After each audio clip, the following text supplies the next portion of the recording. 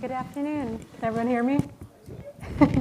My name is Wujia Shathari. I'm the SVP of Product Strategy at CAQH, and I'm here with a great panel of experts in provider data who are committed to patient satisfaction within their organizations.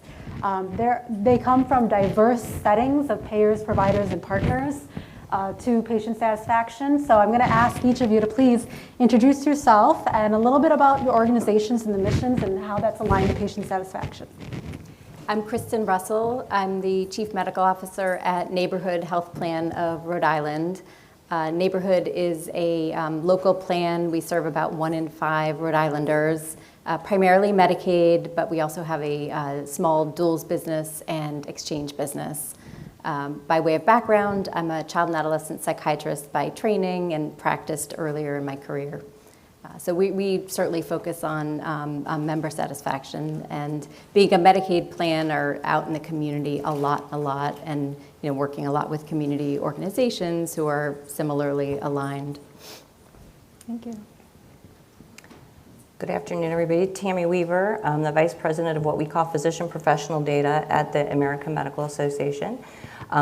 We have 3 strategic arcs really at the AMA, all of them focused on training physicians to treat patients. Part of our core mission is protecting patients from harm.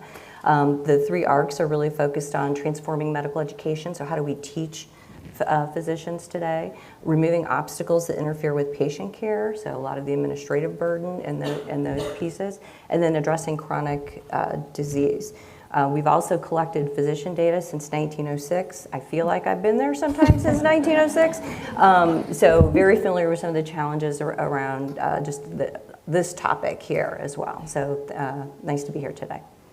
I'm Melissa Hinckley. I'm the Vice President of Network Operations and Strategy for Point 32 Health. We're a local regional plan in New England. We serve Medicaid, Medicare, duals, and commercial, as well as, of course, self-insurance. And my area oversees provider enrollment and credentialing. So we have an indirect, direct effect on a member and patient satisfaction. I'm Drew Dahlgren. I'm the Chief Medical Officer for Health Plans at Curana Health. We're a senior-focused company. We have a little bit of an interesting conglomeration. We have over 1,000 providers that work for Curana Health, and we also have a health plan. So we focus on both provider satisfaction as well as patient satisfaction. So it's kind of a dual role and a very interesting place to work. Wonderful. Thank you all for joining us. I'm going to ask the first question to Melissa, because we spent the day together yesterday in a workshop trying to solve some of the data quality concerns that are at the forefront. So maybe you can help us understand a little bit more, how important is provider data to patient experience? It's incredibly important. I just got some information from a team I asked to help pull. We did a member satisfaction survey. 60% of the respondents had something to say about the provider directory, and I'm sure you can all guess it wasn't exactly positive. And that's a staggering statistic, and there were comments that were embedded, and one of the things that stuck with me is that a person looking for behavioral health care said that they tried unsuccessfully to use the directory and just gave up. They didn't say they gave up on getting care, but I think we can all assume with some level of accuracy that they probably did give up on seeking care, that should be a never event. And we have to take accountability and understand that for patients, whether it's giving them the tools to get the right care at the right time, or measuring clinical performance, whatever it may be, to make sure that they're satisfied with the outcomes, we have to do a better job and collaborate and figure out how to address the problems, the root cause, and really transform. And earlier today, I think some of you were there, we talked about really flipping it up and really getting different about how we think about addressing it. Mm-hmm. I'm going to ask the same question. I'll tell you one thing, yes. One thing you'll see is when that happens, they give up. That doesn't mean they go to the ER.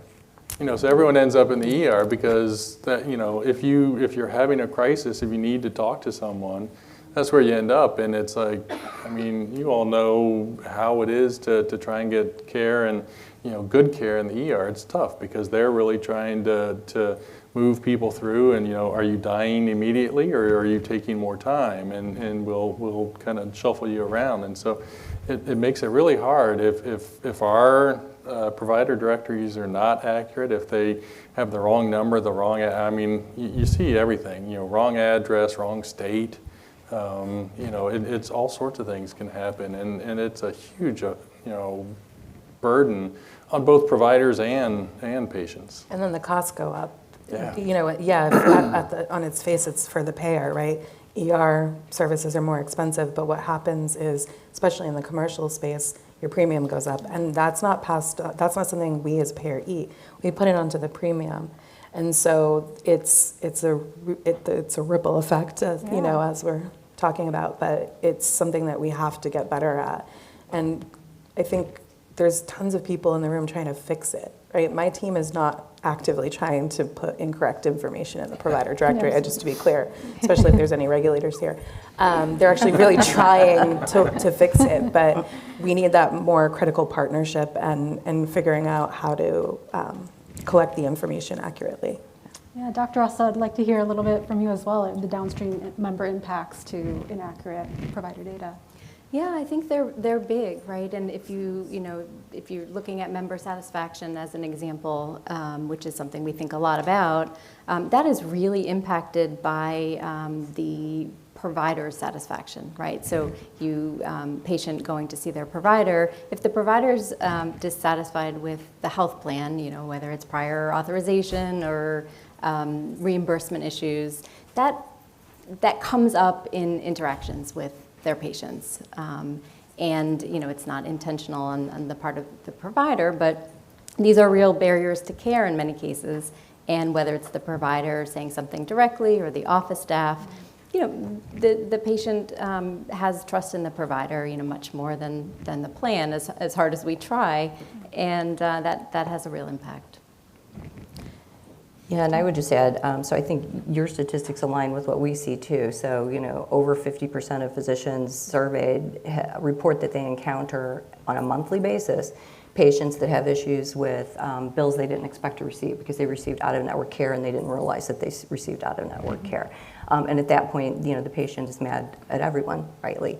I think the other thing too, the situation you described with folks that, they give up, right? When our directories are inaccurate, we're shifting that burden to the patient who's simply trying to access care. And they're the ones on the phone making the calls and doing all of this stuff, which is just, increased burden on them. Absolutely. Dr. Drew, does physician burnout affect member satisfaction? Maybe you can speak to that as well. No, absolutely. I don't think you can have any physician-patient relationship that isn't directly affected by burnout. Especially these days, it's you see a lot of physicians, advanced practice providers. They're coming out of school. They're not looking to start practices. They're looking to join practices. They're really looking to have the support behind them, to take away a lot of the administrative stuff. Things that we used to think were cool, hang a shingle, do your own billing when you could actually do that. And, you knew all 10 codes and you could, write it down, and you had paper. I don't know if any of you have seen paper charts before, but they were a thing. I've actually used them, like you had volumes and you were like, where's Mrs. Smith's 4th volume? I need that one. You'd run around the office looking for it. And, you get away from a lot of that, and as we're trying to, now we have EMRs, and there are all sorts of things that are distracting, providers from actually delivering care. Interesting, we're talking about the AI, and I think that's going to be one of those revolutions that really helps us hopefully focus back down on the patient, because we're tapping away and we're doing our thing in our notebooks or tablets, and it all, we need to reestablish that relationship with patients, because that's really the key to satisfaction. Getting rid of as much of the administrative side of things, which is not always easy. And that's what helps, at least one of the things that leads to physician burnout is all the administrative work. And when your staff, who, you delegate a lot of that administrative work to, they can't get the answers. They're trying to find the specialist. They're trying to find the right person who's in network, and they take 10 different plans. And so, Mrs. Jones has the PPO Blue Premier Select, and that only goes to this cardiologist, and this group is not in. And then, but this physician who's at St.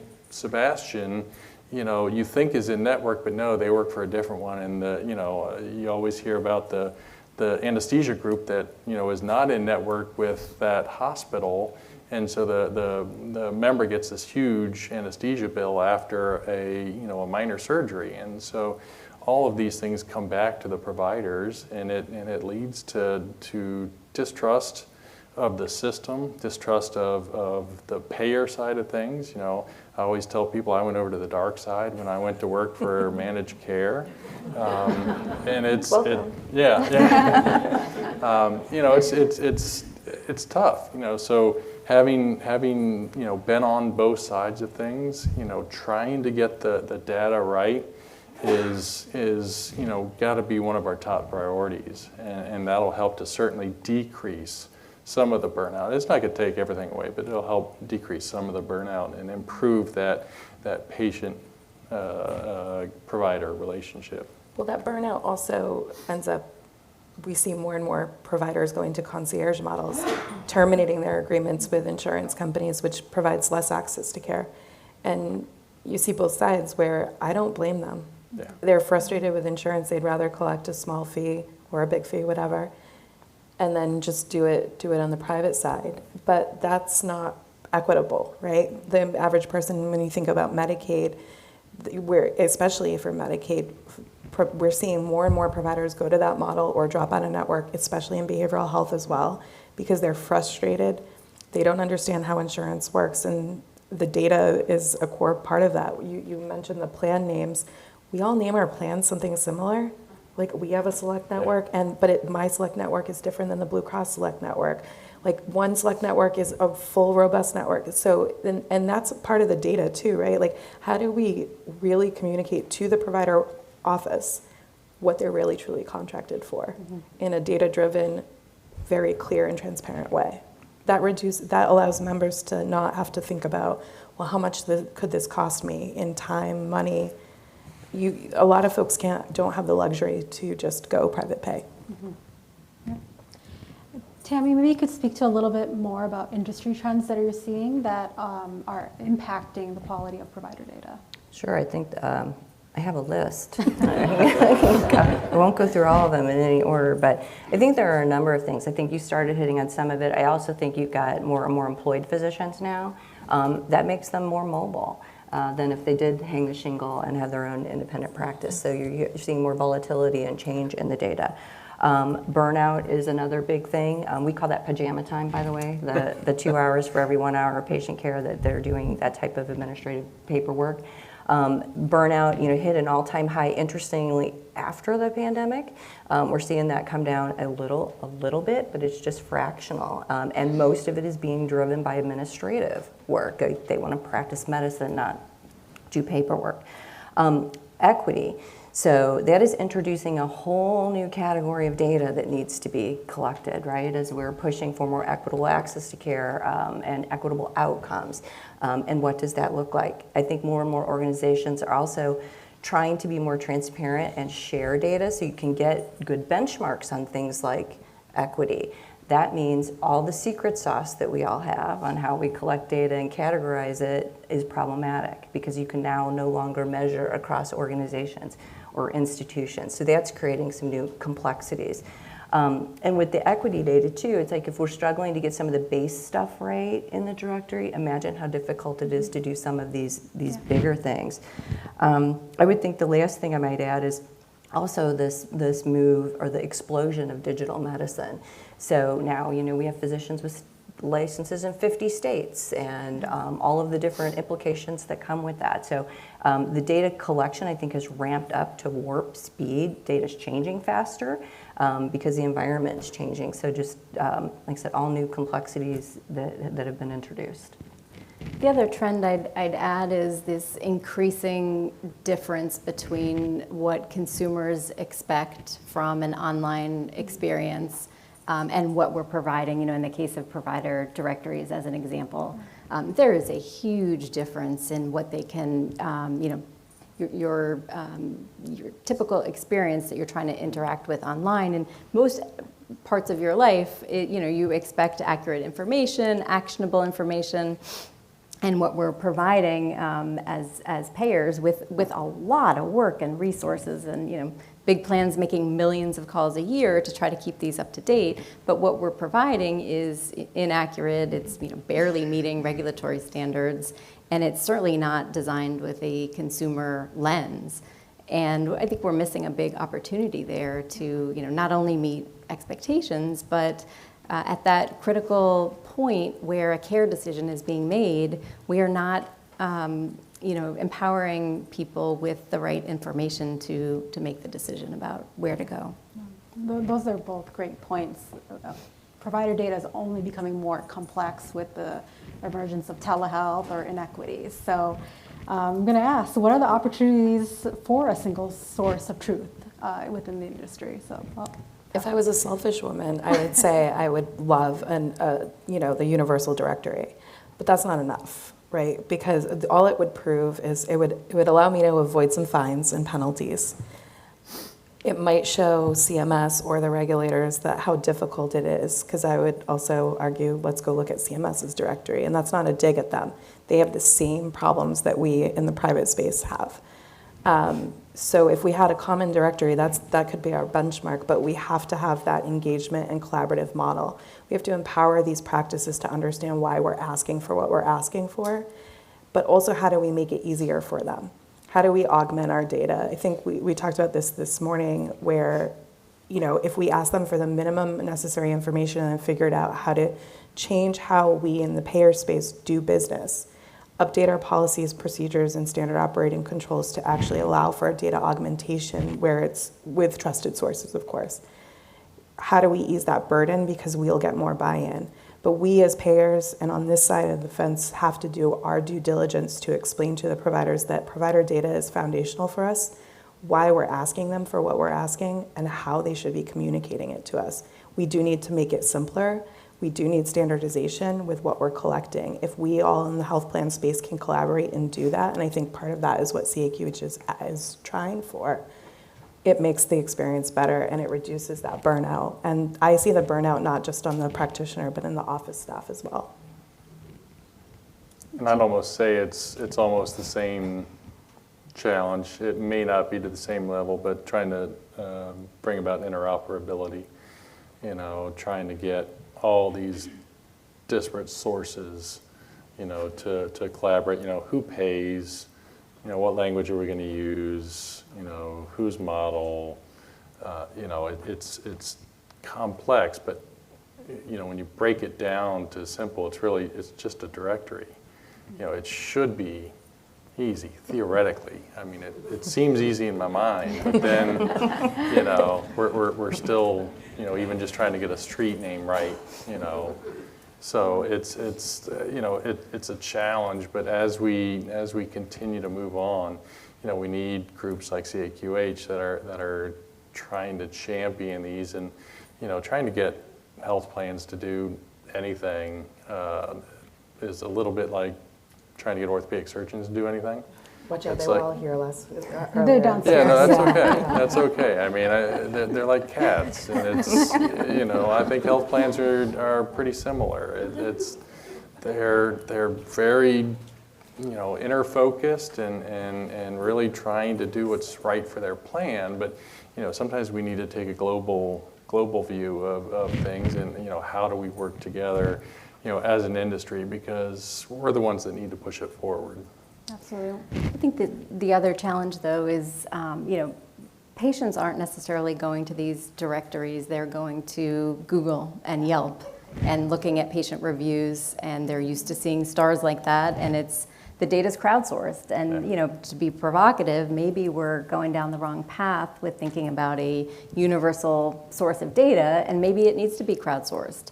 And who knows whether a provider is available as well as a patient who was there the day before. So there may be another way to look at this. I agree. I think when I hear single source, it's like how many organizations have a single source of that physician within their own walls.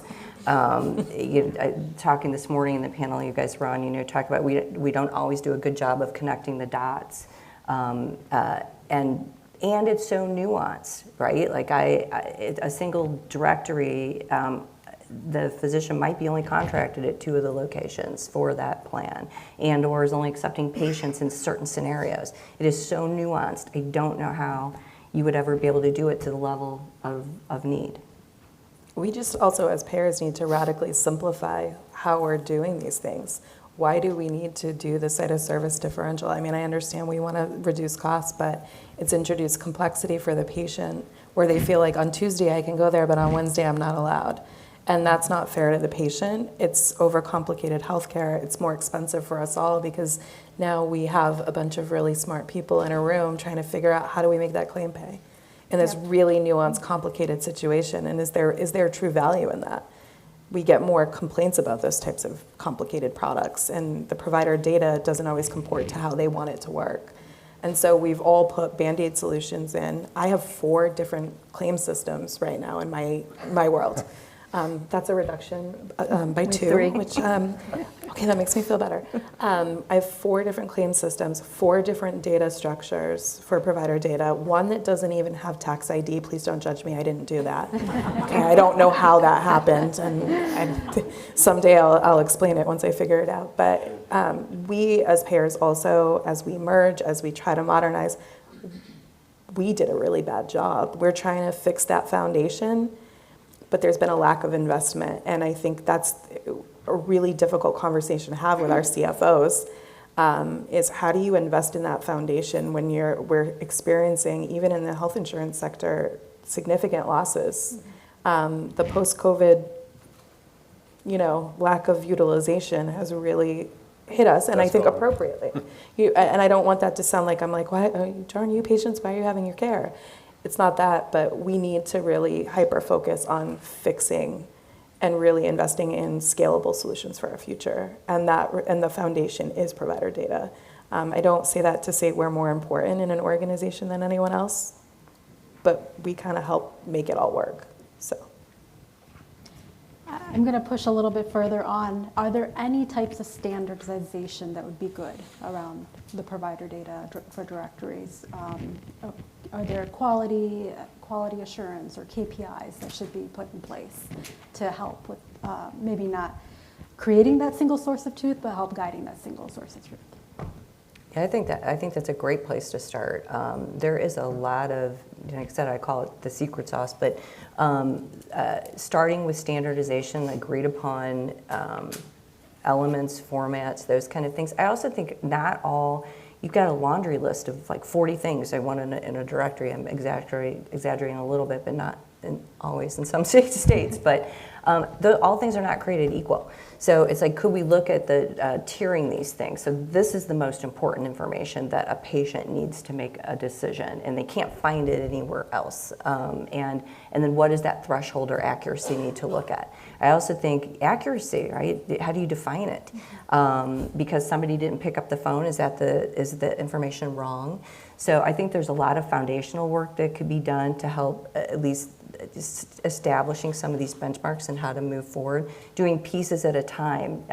I loved the saying this morning, what was it? The heavy wagon that can't move, which I think we have a tendency to do when we talk about, trying to standard and agree upon things. So, but could we do that in a very light touch way? Mm-hmm. I mean, there's like some really simple ones that we could probably all in this room figure out. Let's have a common list of languages that we all use. Let's have a common list of specialties that we all use. We've got taxonomy, we've got ABMS, we've got pretty clear evidence-based standards, but even in my own organization, one claim system doesn't use it and the other one does. So there's the simple things that it's harder to standardize completely because there's so many nuances to how we all operate and how we all contract and all of that. But there's those table stake things that help patients find the right care, but it also helps us achieve some of those goals of where we need to report out on more and more different things to every single regulator. The other thing that would be incredibly helpful is if the Medicaid regulators got together and really standardized in the weird strange twist. The federal government is the easiest one to understand because it's just one standard. Then you've got commercial divisions of insurance or whatever they're called, and Medicaid, they haven't aligned. We're still all, but the end goal is the same. Pay for the claim, let the member get the right care at the right time, and call it a day, right? But they need to help us too. So we need to bring those folks into this conversation and really explain how it works. We don't need to tell them the contracted rates, although now we all know each other's contracted rates in the commercial space. You're welcome. So now why don't we just start talking? I think, we did the provider data session yesterday, and that was a great collaboration. Keith last year yelled out, why don't we use this as a standard? And we adopted that. It's us in the room that can help do that, and I think we need to keep this conversation going, but expand it to include the providers. We saw great success with that when we brought the health plans and the providers into the same room right before COVID shut down in Massachusetts, and we got stuff done. We need more of that, though. We failed ourselves by not continuing that conversation. So those are great examples. Thank you so much. Okay, I think it's time to open it up for questions and answers in the room. I think there's going to be a mic available, but feel free to raise your hand.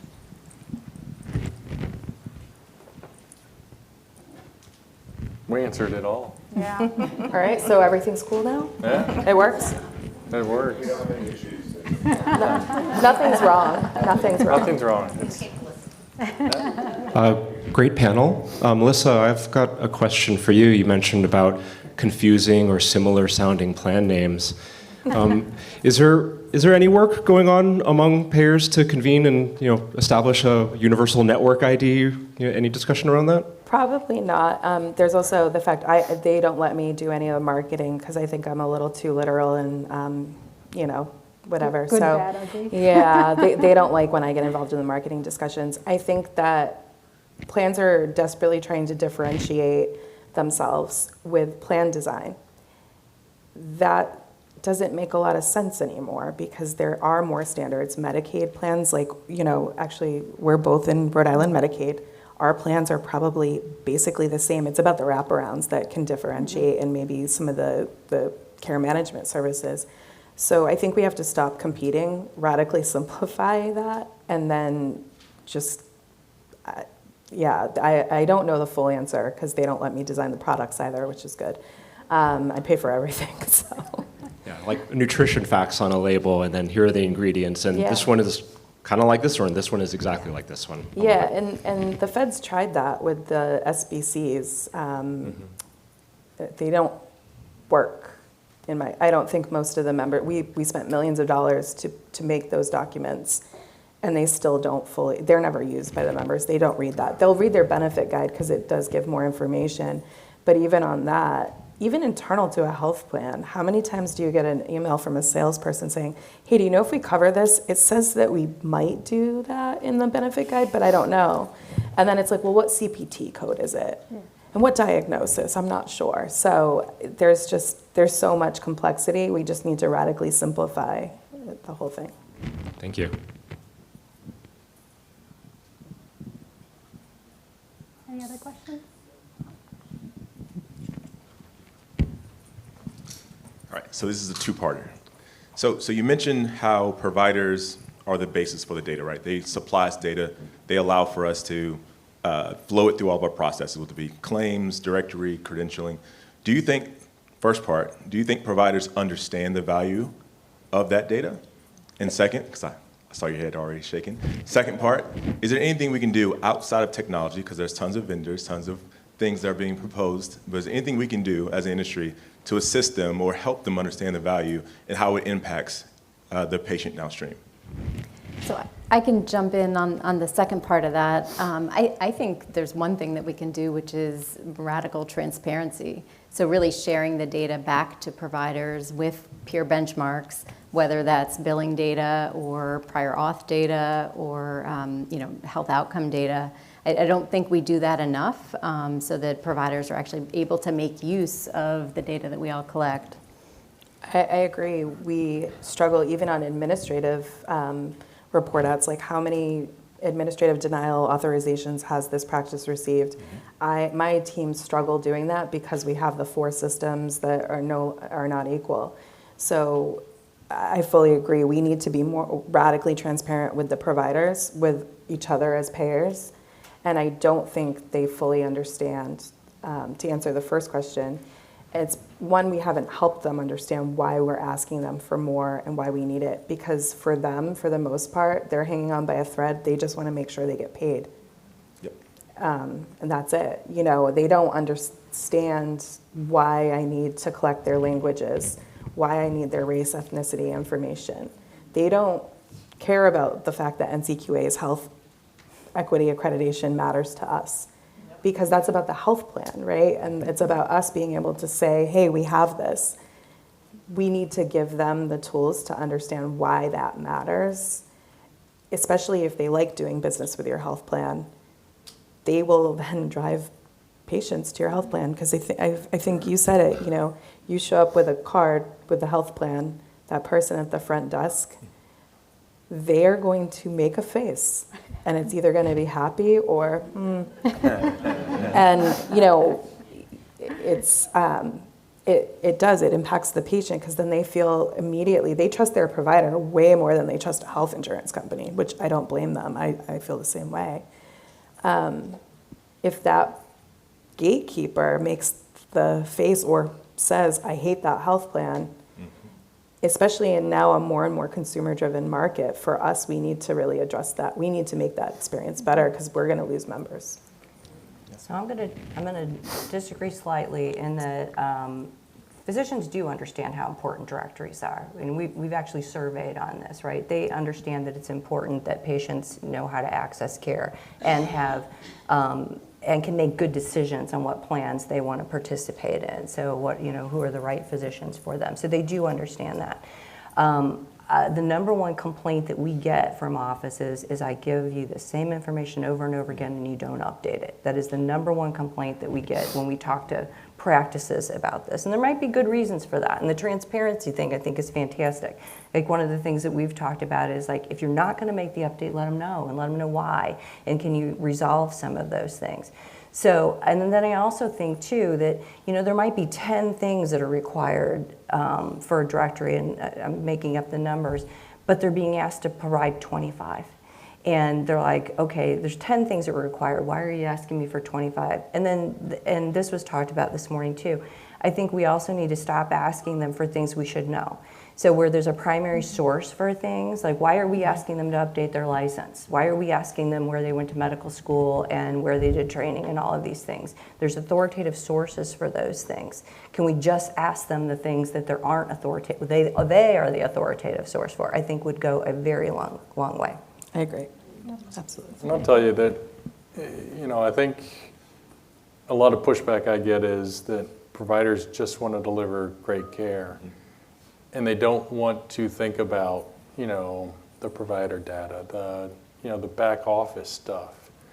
But I'd try and respectfully push back on them and say, but this is all a continuum. We can't do our job well without all of that stuff behind us, and we have to understand that. And so, I'm a huge proponent of switching the model. I think fee-for-service is hopefully going to die in the next 10 years, or at least we try and run it over and kill it. Because I think moving to a more value-based, everybody uses that, and what does it really mean? I mean, that's a whole week-long symposium, but it's, I think we have to really engage providers to understand, some of the back office. They don't have to do it, we don't want them to do it, but they have to understand it and why it's so important in this care. And I think it, sort of goes to the root of, what is data, why is it important, and why does it have to be accurate?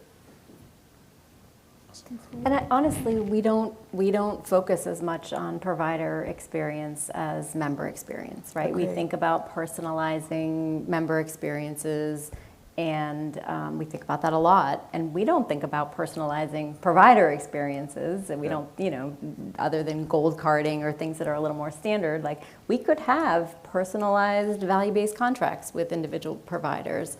We could have really different types of relationships, but they're, of all of the stakeholders that we have, regulators, members, providers, and others, they tend to be at the bottom of the list, unfortunately. Yeah, we just cut our provider experience survey. It was the first thing on the cutting block because we had budget concerns.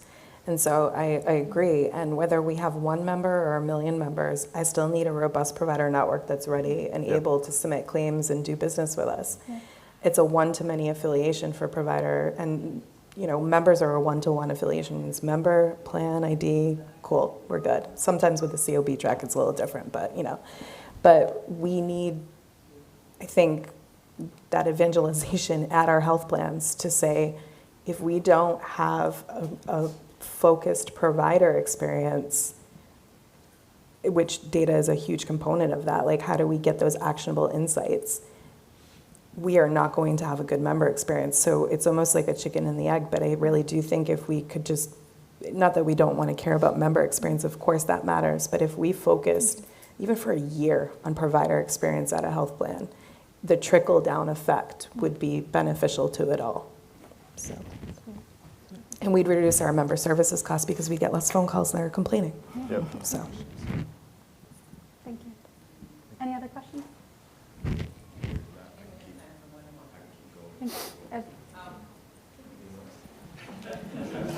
Please, someone ask a question so Brandon doesn't have to keep asking questions. We have time for one more if anybody wants to ask a question. I'll ask a question. There we go. I don't know if it'll be more of a comment than a question now, but Excuse me, I'm sorry, guys. I'm working your way to me, or I'll speak really loudly because I'm a loud person. Keith Kazuda, United Healthcare. So one of the things we find most problematic are group rosters in our space and the quality that's coming into us. So we measure quality in 2 different ways. We measure the accuracy of how we load our systems to what the provider is giving us, and the quality of a secret shopper call when we go out to that provider's office. And provider group rosters are always the lowest of the low for quality. I've been in forums with provider groups, and they're like, yeah, we don't even know where our providers are and what phone numbers they're at and what addresses. And so the payers are put with a burden of trying to figure out how to have perfect directories, being able to get members to the right access to care at the right address. So my question is, any thoughts? I heard, like, you mentioned that providers do understand the importance of a directory, and I know a lot of that's probably administrative behind the scenes, right? But what's the expectation for providers to give us the right level of data? I mean, if they're generating a roster, they're sending it to the 12 health plans in their market. But even them themselves, after talking multiple times, say, like, we don't know. I'll tell you, just curious thoughts, opinions. Unless you're an individual physician, you own your own business. If you're in a group, you don't know who sends that. And the groups are getting bigger and bigger and all the time, so it's becoming like a growing problem. Absolutely. So it's, I don't think there's any real ownership in the providers for providing that data. It's somebody else's job. So unless somebody in your group is prioritizing this, I don't see it, really flowing to the plans very well. You're right, Keith, and I think you live in that space every day, so we see the same thing. And what's always shocking to me is how the person in the provider enrollment team at a larger delivery system, they don't know where the providers are, yet their marketing teams do know, and they're not talking. And I had the luxury of, for a decade, working for a health plan that was owned by a delivery system who shall remain nameless. And they would not, the marketing team would not produce that information even for their own provider enrollment team. Because that provider enrollment team was really a credentialing team. And that's another whole thing. If you have a delegated provider, they only care, it's disparate, it doesn't work for directory. So we have to really separate out what a credentialing delegation roster is versus a provider directory roster. And also, I believe Tal is here, delegated credentialing as a reward not as the baseline is something else, because they just don't do it well. So. And I would agree. I mean, credentialing is very different than contracting. And a lot of that is covered in the contract, right? Like here's that they're going to provide these services at this location. So from that aspect, I would think the health plan would know because it's covered in the contract, and then it's the practice's responsibility to make any updates to that. So that individual's no longer at this practice. We've closed that location. And how often does the practice get a copy of the contract and know what they're actually contracted for? Right. Especially when you're looking at these gigantic systems, which is a majority of it. I mean, we have like maybe 10 independent physicians left, right? Like, they're my favorite. They're really easy. I know where they are. You know, and then the introduction of the private equity coming in and buying physician organizations, changing everything. We're experiencing some of that in Rhode Island. We're experiencing full-blown chaos in Massachusetts with the Steward healthcare debacle. And provider data is a big component of that. How do I measure the impact of Steward's bankruptcy and dissolution? I can't do it well. And it's embarrassing, frankly. I think that was the last question. I just want to say thank you for your collaboration here, but also being at the forefront of really driving improvements through all the ideas that you shared and the difference that you make for patient satisfaction in your organization. So thank you so much for joining us.